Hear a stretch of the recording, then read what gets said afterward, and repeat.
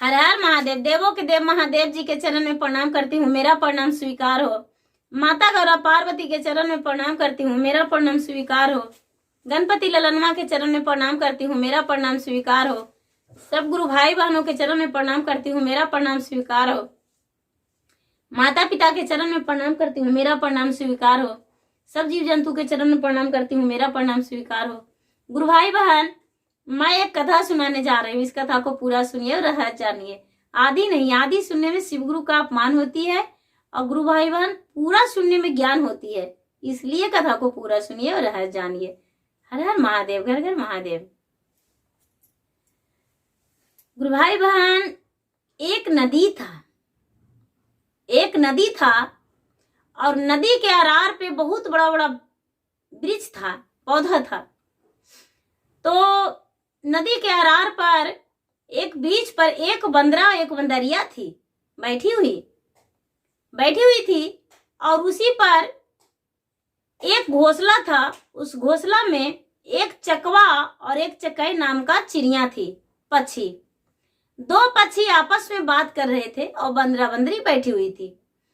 तो जो चकवा था वो और चकैया, तो चकैया कह रही है अपने चकवा से, अपने पति से कि आज तो बच्चे का दाना लाके दे दिए, बच्चे तो भूखा नहीं है, थोड़ा दोपहर के समय में एक कहानी कह देते तो हम सुन लेते तो अच्छा लगता, थोड़ा मन बहल जाता। तो ये चकवा कहते हैं, अरे क्या कहानी सुनाऊं, बताओ। आज कहानी सुनाने से फायदा है कि आज का दिन बहुत सुंदर है। ये जो नदी में धारा जा रहा है, इस धारा में यदि कोई कूद जाएगा तो उसका जन्म मनुष्य तन में हो जाएगा। ये चकैया कहती है कि तो चलिए ना, हम लोग दोनों कूद जाते हैं। तो चकवा बोला, अरे हम लोग कूद जाएंगे तो ये जो दो छोटे छोटे मेरा घोंसले में बच्चे हैं वो भी मर जाएगा, उसका कौन पोसेगा पालेगा। नहीं, उसको छोड़कर हम लोग पानी में डूबकर नहीं मर सकते हैं। नहीं नहीं, ये अपराध होगा। यदि इस जन्म में हम बच्चे को छोड़ देंगे और पानी में कूद जाएंगे तो मेरा अबरी जन्म होगा तो निसंतान हम लोग हो जाएंगे। नहीं, बच्चे को हम नहीं छोड़ सकते हैं। ये चकैया बोली, हाँ ये तो बात सही है। ये बंदरा और बंदरिया सुन रही थी। बंदरिया कहती है अपने बंदरा से कि चलिए हम लोग दोनों हाथ जोड़कर कूद जाइए। ये बंदरा कहता है, नहीं नहीं, हम नहीं कूदेंगे, जाओ तुम्हें मरना है तो मर जाओ, हम कूद कर नहीं मर सकते हैं। ये जो बंदरिया थी वो बोली, हर हर महादेव, मुझ पे विराजमान हो जाइए, मेरा ये जो जीवन है वो मनुष्य तन में बदल दीजिए। ऐसा कह के और नदी में कूद गई। जब नदी में कूद गई तो 12 बरस के लड़की बन गई वो बंदरिया। जब 12 बरस के लड़की बन गई तो बेचारी नंगे है, उसका तो शरीर में कोई वस्त्र नहीं है। शरीर में वस्त्र नहीं है, उसी रास्ते से एक राजा जा रहा था। राजा का संतान नहीं था। ये जो लड़की थी वो पानी में डूबी हुई थी और राजा उसी रास्ते से जा रहे थे। तो राजा देखे तो कहते हैं, अरे लगता है कोई पानी में दह रहा है। राजा घोड़ा रोककर और उसको छानने को लिए गए। तो ये लड़की कहती है कि पिताजी हम नंगे हैं, मुझे वस्त्र चाहिए। राजा क्या किए कि अपना पगड़ी उतार के और लड़की पर फेंक दिए। ये जो लड़की थी राजा का पगड़ी पूरा अपना शरीर में लपेट ली और लपेट के और राजा के पास आ गई। राजा अपने पुत्री बनाकर इस लड़की को लेकर चले गए।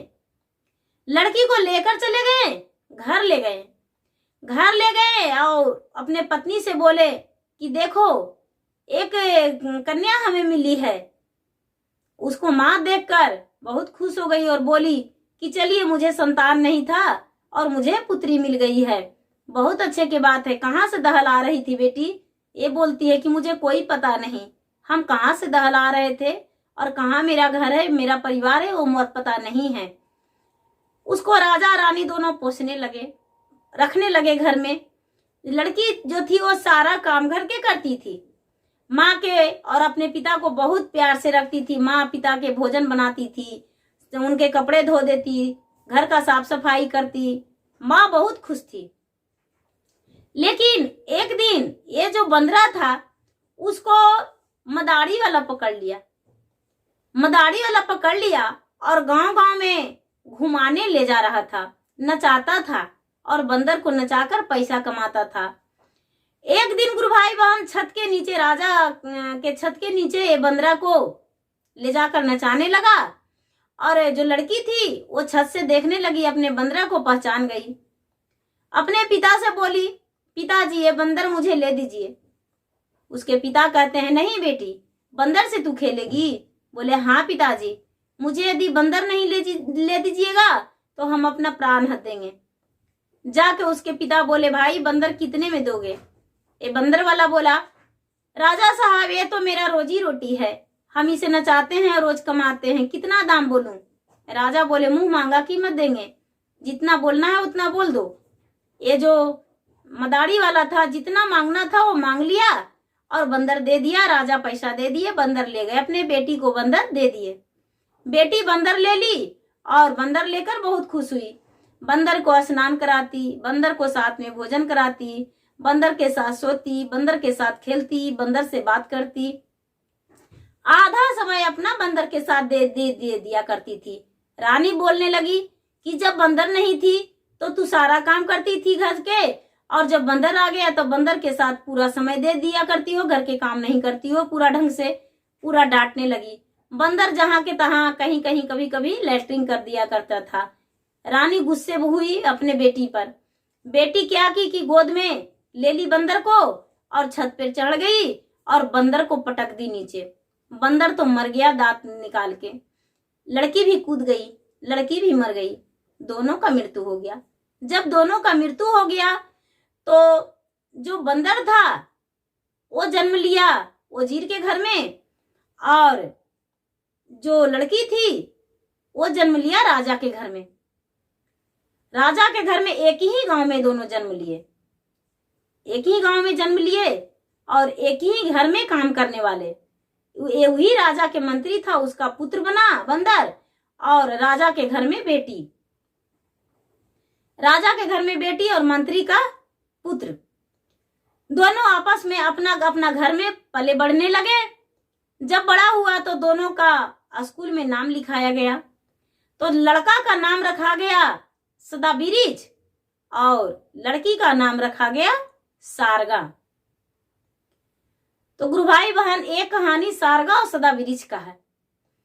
लड़की का नाम रखा गया सारगा और लड़का का सदाबिरीज। तो दोनों एक स्कूल में पढ़ने लगे।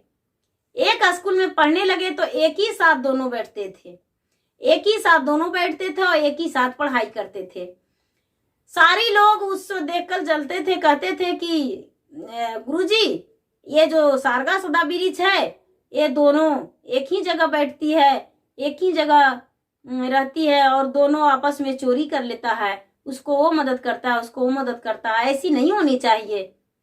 गुरुजी बोले कि तो दोनों के अलग अलग कमरा कर देंगे। दोनों के अलग अलग कमरा कर दिए, लेकिन फिर भी नहीं माने, नहीं माने और दोनों के एक दूसरे के साथ हो ही जाते थे। हो जाते थे तो उनका शिकायत घर पे चल गया। जो लड़की थी सारगा, उसके घर के शिकायत चल गया। राजा से बोले कि आपकी जो बच्ची है शारदा, वो शारदा जो है वो सदाबिरीज के साथ ही बैठता है और दोनों का अलग व्यवहार है। बोले राजा की ठीक है गुरुजी, आप स्कूल बनवा दीजिए अलग अलग, और ऐसा बनवाइए कि जिसमें एक चिट्ठी तक दीवार में पार नहीं होना चाहिए, और दोनों अलग अलग जाएगा, अलग अलग समय से पढ़ाइएगा। राजा का ऑर्डर था, स्कूल बनने लगा। जब स्कूल बनने लगा तो ये लड़की जाके जो बनाते हैं उनसे बोले कि देखो भैया, ज्यादा नहीं, एक चिट्ठी पार होने का मेरा जगह छोड़ देना दीवार में, इस कमरा से उस कमरा। और लड़की जो थी हाथ का कंगन दे दी जो घर बनाते थे उसको, और बता दिए। वो मिस्त्री जो थे वो बोले कि ठीक है, यहाँ पर हम जगह छोड़ देते हैं, और तू यहाँ से जब जरूरत पड़ेगा तो जगह बना लेना और चिट्ठी इस तरफ से उस तरफ कर देना। ये लड़की आती थी और जो भी लिखना था वो लिख देती थी, और लिख के अपने सदाबीरिज के दे देती थी चिट्ठी। सदाबीरिज भी इस तरफ फेंकता था तो ये लड़की को मिल जाता था। दोनों चिट्ठी पढ़कर और दोनों जहां भी मिलना होता था वो मिल लेते थे। एक दिन का बात है कि गुरु भाई बहन दोनों बड़े हो चुके थे। शारदा के पिताजी शादी कर दिए। शारदा के पिताजी शादी कर दिए और बच्चे में शादी कर दिए। शारदा जो थी वो ससुराल चली गई, ससुराल होके आ गई। बच्ची थी, छोटी थी, नादान थी, उसको कोई पता नहीं शादी क्या होता है। ये जो सदाबीरिज था वो शादी नहीं किया, वो शादी नहीं किया। और पहले के तो गौना होता था 10 साल बाद, 8 साल बाद, 5 साल बाद, ऐसे करके लोग गौना कराते थे। 12 वर्ष के बाद गौना कराते थे। तो शारदा का गौना नहीं हुआ और माँ के घर रहने लगी। तो दोनों का चिट्ठी जो था वो चिट्ठी इधर उधर जाता था, दोनों पढ़ लिया करते थे। एक दिन सदाबीरिज नहीं था और शारदा इस तरफ से चिट्ठी भेज चुकी बिगी थी। और शारदा जो थी वो भगवान की पुजारी थी, प्रतिदिन शिव के मंदिर जाया करती थी। तो मंदिर लिख दी शारदा कि देखो सदाबीरिज, हम मंदिर जाएंगे तो मंदिर आ जाना और मंदिर में मिल लेंगे और दोनों थोड़ी सी बात कर लेंगे। तू भी अपना घर चल जाना और हम भी अपना घर चल जाएंगे।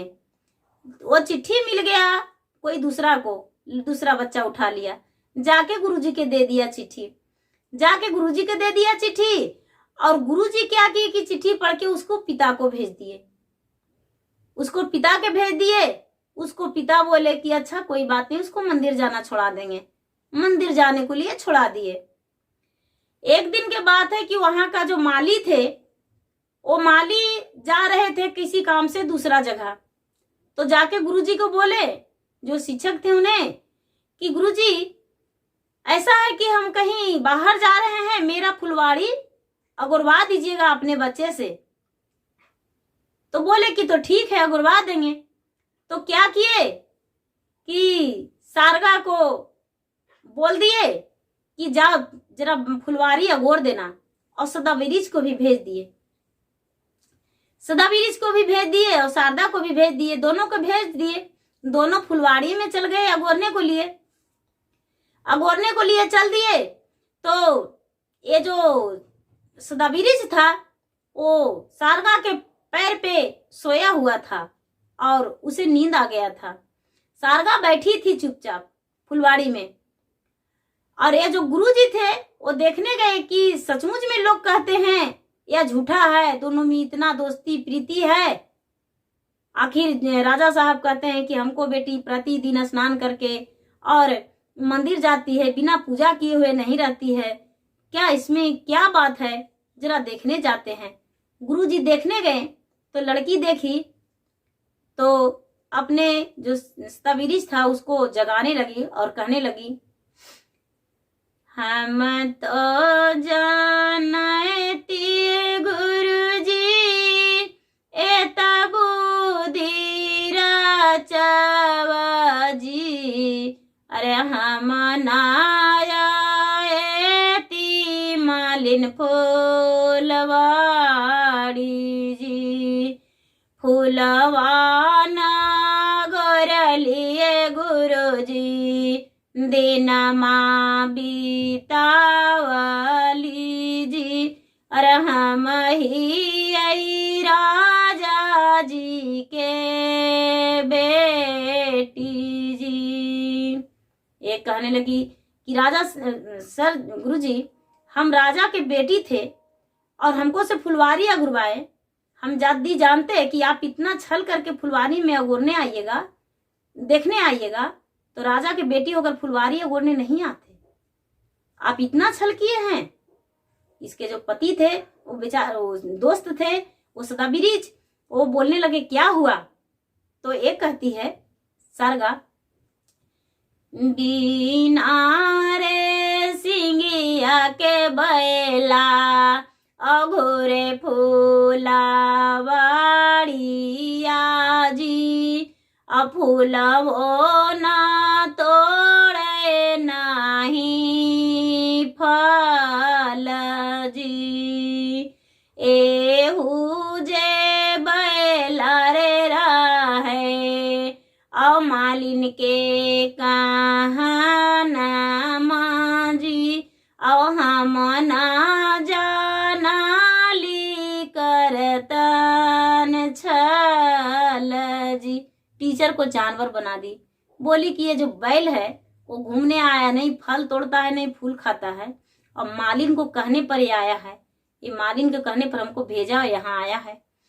हम यदि जानते तो नहीं आते, ये छली है। जो सरगा सदाबीरीज थे वो वहीं रह गए। शिक्षक घूर के आ गए और जाके और राजा साहब से बोले कि राजा साहब आपको बेटी को हम नहीं पढ़ाएंगे, आप अपना बेटी को घर में शिक्षक बुलाइए। बोले ठीक है, उसका गौना का भी दिन रखा गया है, उसका गौना है। ये जो लड़की थी वो नहीं जानती थी कि मेरा गौना है। उसका बारात आने वाला था, तो ये लड़की से बोला सदाबीरीज कि सचमुच में तुम्हारा गौना है? तो हमें नहीं पता। लड़की बोली हमें नहीं पता। लड़की घर में पूछी माँ मेरा गौना है? तो हाँ तुम्हारा गौना है। लड़की बोली अच्छा कोई बात नहीं। किसी रूप से बेचारी अपने नौकर चाकर से उसके पास चिट्ठी लिख के दे दिया कि ऐसा है कि तू महादेव के मंदिर में आ जाना, महादेव के मंदिर में हम पूजा करने जाते हैं, और महादेव के मंदिर आ जाना और वहीं मिल लेंगे। शाम के समय में हम आएंगे और कल तो मेरा डोली चला जाएगा। बोले कि तो ठीक है। क्या किया कि अपने पिता से बोला कि पिताजी हम महादेव जी के मंदिर जाएंगे, महादेव जी का पूजा करेंगे। उसके पिता बोले बेटी जितना तुम्हें सखी सलेहर लेना है, ढोल बाजा लेना है, जाके पूजा कर लो। बोली नहीं पिताजी हम कोई सखी सलेहर को नहीं गच्छे दे, हम अकेले पूजा करने जाएंगे और अकेले आ जाएंगे। ये थाल में पूरा सजा ली, फूल सजा ली, भोग सजा ली, भांग धतूरा जो भी लेना था वो ले ली और लेकर पूजा करने चली गई। तो इसको घर में अपना वजीर को बोल दिए थे राजा साहब कि देखिए आप आज अपना बेटा को कहीं भेज दीजिएगा, गांव में नहीं रखिएगा, नहीं तो आपको बेटा बदमाशी कर देगा, मेरा बेटी को नहीं रहने देगा। बोले कि ठीक है आप निश्चित रहिए, हम अपना बेटा को कहीं भेज देंगे। इसके जो पिता थे वो किसी परिवार की यहाँ भेज दिए अपना बेटा को, और पहला ही एक दिन और बोल दिए कि ठीक है वहां 2-4 दिन इन्हें रोक लीजिएगा। वहां गया तो इसे मन नहीं लग रहा था, बेचैन था, और ये चिट्ठी भी पढ़ लिया था। ये चिट्ठी मिल गया था इसके माता पिता के, इसको माता पिता ले चुके थे चिट्ठी, और ये तो बेचैन था ये बेचारा। तो कह रहे हैं कि आज क्या बात है जो इतना बेचैन है? बोले कि मुझे मन नहीं लग रहा है। तो इसका कोई दोस्त था वो बोल दिया कि मन कहाँ लगेगा, आज सरगा का गौना है। बोले अरे गौना है? तो हाँ। वो वहां से भागते फिरते बेचारा घर आ गया तो कोठी के कंधा पर चिट्ठी लग रखा हुआ था। ये चिट्ठी देखा कि मेरा सरगा का है। चिट्ठी पढ़ लिया, और चिट्ठी जब पढ़ा तो और नहीं तो देखा, और मंदिर में जाके बैठ गया। मंदिर में जब बैठ गया तो माता पार्वती कहते हैं अपने महादेव से कि महादेव जी यदि लड़का जागा हुआ रह जाएगा तो राजा का प्रतिष्ठा चला जाएगा। ये लड़का इसको लेकर दुल्हन बना के घर चल जाएगा तो राजा का मान क्या रहेगा। महादेव कहते हैं कि तो क्या करूं, कैसे राजा का प्रतिष्ठा बचाऊं। बोले कि राजा रानी इतने बड़े पुजारी हैं और इसका प्रतिष्ठा चला जाएगा, सर झुक जाएगा तो अच्छा नहीं लगेगा। बोले कि ठीक है, 2 जोड़ी को अलग भी तो नहीं कर सकते हैं। बोले कि नहीं आपको करना होगा। बोले ठीक है। महादेव जी क्या किए, उसको नशे पूरा नींद सात भर दे दिए, सर पे नींद दे दिए, सर पे नींद दे दिए, मतवाला बन गया, वो सो गया। सो गया तो ये लड़की गई और जाके पूजा की, और पूजा करके इसको उठाने लगा। ये लड़का नहीं उठा, नहीं उठा तो ये जो लड़की थी सारगा, ये पान खा के और चबा के और लिख दिया कि देखिए हम मंदिर आए थे, आप सो गए, आप उठे नहीं, हम ससुराल जाएंगे तो आपके निशाना हम अपना खोइछा के चावल गिरेते जाएंगे, वही देखकर मेरा ससुराल आइएगा।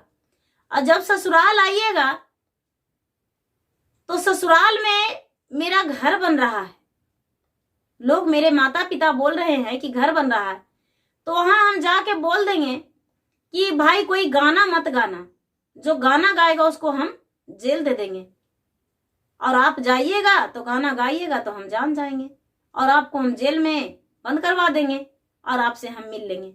बोले ठीक है। वो अति लिख दिया और लिख के वो चली गई। उसका माँ बोली पूजा कर ली, तो हाँ। पिताजी बोले पूजा कर लिया, तो हाँ। सुबह हुआ, इसका डोली वहां से चल दिया। सारगा विदा हो गई अपने पति के साथ, विदा हो गई। इसका नींद टूटा तो ये सोच रहा है कि अरे हमको धोखा दे दिया, इतना बड़ा धोखेबाज बन गई, आहा कैसे मुझे धोखा दे दिया। आया घर, पूरा लेटल पोटल शरीर था। इसका माता पिता बोले अरे ऐसे तुम्हारा शरीर लेटा पोटा है, कहाँ था? बोले माँ हम महादेव के मंदिर में सोए हुए थे और लेट पोट गए, पता नहीं कितना बड़ा नींद पड़ गया। ए बोला कि स्नान कर लो। माँ बोली स्नान कर लो। स्नान करने लगा और जो गमछी में लिखल था तो मुंह पोछने लगा तो मिल गया, नजर पड़ गया, अरे वो हमको धोखा नहीं दिया है। वहां से क्या किया कि भोजन भी नहीं किया और कपड़ा पहनकर निकल गया। तो आगे आगे तो डोली निकल चुका था और खोइछा के चावल गिरेते जा रही थी, थोड़ी थोड़ी करके कहार ले जा रहे थे, खोइछा के चावल गिरेते जा रही थी और ये पीछे पीछे जा रहा था। लोग से पूछते जा रहा था, इस तरफ डोली जा रहा है। लोग इसे बताते जा रहे थे। चलते डोली बहुत दूर चल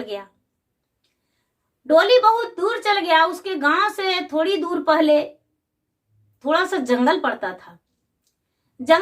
था। तो जंगल में एक साधु बाबा तपस्वी थे। 12 वर्ष से पैर ऊपर किए थे और नीचे मुड़ी, और ये जो था जो मार दिया लात जाके बाबा को, जो बाबा भिगा गए तो बोले कि अरे कौन है, हम 12 वर्ष से तपस्या कर रहे थे और तूने कौन है मेरा लात मार दिया? बोला कि बाबा हम लात मार दिए, जब हमको लात मारा गया तो आपको नहीं कैसे मारते? बोला क्या हुआ? तो ऐसे दिया एक डोली गया है। बोले नहीं हमको नहीं पता, हम तो तपस्या में हैं। किसका डोली? तो रानी सारगा का। ये बाबा थे, बोले कि अरे रानी सारगा के तपस्या में तो हम यहाँ पर 12 वर्ष से कर रहे हैं तपस्या, तो उसका डोली? तो हाँ उसी का डोली जा रहा था। बोले अच्छा कोई बात नहीं, उसको लाना चाहते हो? तो हाँ हम उसको लाना चाहते हैं। बाबा बोले कि ठीक है, हम तुम्हें जड़ी देते हैं, रुक जाओ मेरे साथ रात भर। एक जड़ी देना, तो एक जड़ी से वो पिएगी तो मर जाएगी, और दूसरा जड़ी पिला देगा तो वो जी जाएगी। वो जड़ी ले लिया, रात में रुका नहीं, वहां चल दिया। वह रात वहीं बिता दिया बेचारा, उसके घर जाके, उसके दरवाजे पे। सुबह हुआ तो देख रहा है कि सचमुच में इसका घर में ईटा पत्थर ढोवा रहा है। तो बोला कि हमको काम दीजिएगा यहाँ। रानी जाते ही सरगा पूरा ऑर्डर दे दी कि यहाँ कोई गाना नहीं गाइएगा, हमको गाना पसंद नहीं है, जो गाना गाएगा उसको जेल दे देंगे। जो उस दिन लगे नौकर चाकर वो कुछ भी गाना नहीं गा रहे थे। ये गया बोला हमको काम दीजिएगा, तो वहां के लोग बोले कि हाँ हम काम दे देंगे। काम दे दिए तो ये ईटा पत्थर ढोने लगा बेचारा। अब एक कहता है बाबा घर रहे तिर सरिगा, दूध भात खाए तीरे, और मागैया डोली पान रे, तोरे करन मेरे सरिगा, ईटा पत्थर डोली रे, उड़ी गैल चांदिया के बाल रे। इतना जो सुनी से मजूर लोग बोले कि अरे भाई गाना नहीं गाओ क्योंकि रानी जेल दे देगी। ये बेचारी सुनी तो बोला कि अरे हम तो मना करवाए थे माँ जी की कोई गाना नहीं गाएगा। गाना कौन गा रहा है, उसको कैद खाने में डाल दीजिए। कैद खाने में रानी के हुक्म हुआ, वो चल गया। जब रात हुआ तो ये लड़की क्या की कि पूरा भोजन बनाई, अच्छे से भोजन बना के और उसके पास चली गई।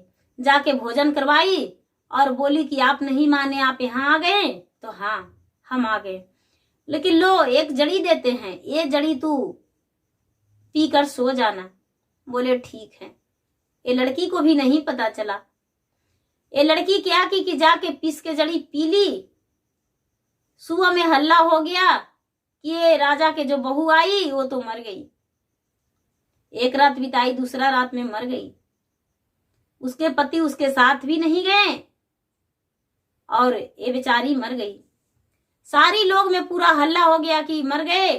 सारे लोग मिलकर उसे मरण घाट ले गए। ये लड़का क्या किया कि जोगी का रूप वस्त्र पहन के और वहां पर मरण घाट में बैठ गया और कहने लगा कि आप लोग कौन हैं, क्या करने आए हैं। तो उन लोग बोले हम मृतक जलाने आए हैं। तो मृतक जलाने आए हो? तो हाँ। बोले आज के दिन जो मृतक जलाएगा, जितना धुआं उठेगा उतना लोग मरेगा। बोला ऐसा? तो हाँ। सारी लोग मृतक छोड़कर भाग गए और एक क्या किया कि जो जड़ी था उसको निकाला और जड़ी को निकाल कर और पीस के और उसको पिला दिया। ये जो सारगा थी, सारगा का नशा टूट गया। ये उठ के और इसके साथ जोगी के साथ धर लिया और इसको जो सदाबिरीज था वो लेकर आ गया अपना घर। राजा को पता चला कि हमारा बेटी मर चुकी है। राजा वहां गए बेटी के ससुराल। तो बेटी के लोग बोले कि आपका बेटी तो मर चुकी है, अब कैसे मर गई वो तो पता नहीं। राजा लौट कर आ गए और राजा जब लौट कर आ गए तो उन्हें पता चला कि मेरा बेटी तो मंत्री का घर में बहू बन के है। कहने लगे कि ये जोड़ी दो ऊपर वाला ही लगता है बनाकर भेजे थे। राजा साहब क्या करें, बेचारा मजबूरन अपने बेटी को घर ले गए और घर लेकर मंत्री को बोले कि आप मेरे घर बारात लेकर आइए और आपको हम अपना बेटी के साथ शादी कर देंगे, आपके बेटे के। सारगा और सदाबिरीज के राजा साहब और उनके जो मंत्री थे दोनों मिलकर विवाह करवा दिए और विवाह करवा के और सारगा सदाबिरीज को घर बसा दिए। जो सारगा थी वो भगवान की भक्त थी और भगवान की भक्ति में उन्हें बहुत खुशी मिलता था। वो बिना भगवान के पूजा किए हुए सारगा नहीं भोजन करती थी और वही पूजा और भक्ति के कारण कि पहला जन्म नहीं, दूसरा जन्म नहीं, तीसरा जन्म में भी उसका प्यार ही मिल गया। उसके पति ही फिर से पति बन गए, क्योंकि पहला जन्म में बंदरिया थी बेचारी, दूसरा जन्म में लड़की बनी और तीसरा जन्म में फिर से लड़की बनी। फिर भी उसका पति वही पति रह गए और अपने पति के घर खुश रही। और वो जो पति थे उसका पति ही रह गए, उसके माता पिता बदल गए और वो बेचारी लड़की वही रही। गुरु भाई बहना, मेरे माता पिता, उनके जो माता पिता थे वो तो लाख किए कोशिश, लेकिन फिर भी उनको भाग नसीब को नहीं बदल पाए, क्योंकि भगवान का लिखा हुआ था तो कैसे मिट सकता था। गुरु भाई बहना, मेरा वीडियो अच्छा लगे तो इसे लाइक कीजिए, शेयर कीजिए, सब्सक्राइब कीजिए। धन्यवाद। हर हर महादेव, घर घर महादेव।